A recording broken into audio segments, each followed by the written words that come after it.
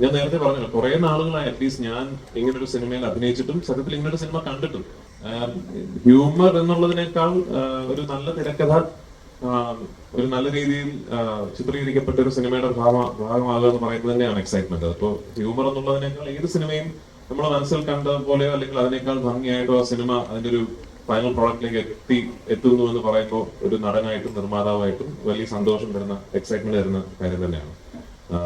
പിന്നെ ഓഫ്കോഴ്സ് എല്ലാ സിനിമകൾക്കും ഒരു യാത്രയുണ്ടല്ലോ. അപ്പൊ ഈ സിനിമയുടെ യാത്ര ആലോചിക്കുമ്പോൾ എനിക്ക് തോന്നുന്നു എല്ലാം നല്ലതിനായിരിക്കാം. കാരണം ദീപു ഈ തിരക്കഥ എന്നോട് വന്ന് പറഞ്ഞപ്പോൾ എനിക്കറിയില്ല, വിപിനെന്ന് ആദ്യം പൊട്ടുകോ ചെയ്തിരുന്നു ആ സമയത്ത്.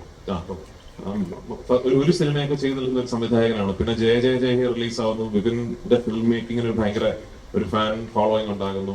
അങ്ങനെ ദീപു പറഞ്ഞ് എനിക്ക് ഇഷ്ടപ്പെട്ട ഒരു തിരക്കഥ വിപിന്റെ അടുത്ത് എത്തുന്നു. ആ കാലയളവ് കൊണ്ട് ബേസിൽ ഒരു വളരെ പോപ്പുലർ സ്റ്റാർ ആകുന്നു, ഫാമിലി സ്റ്റാർ ആകുന്നു. അങ്ങനെ എല്ലാം കൊണ്ട് എനിക്ക് തോന്നി ഓരോ സിനിമകൾക്കും ഒരു നിമിത്തം ഉണ്ടാവും. അപ്പൊ ആ യാത്രയുടെ പര്യവസാനം ഇന്ന് ഈ ഫോമിൽ ഈ സിനിമ എത്തി നിൽക്കുമ്പോൾ ഒരുപാട് സന്തോഷം, എക്സൈറ്റ്മെന്റ്.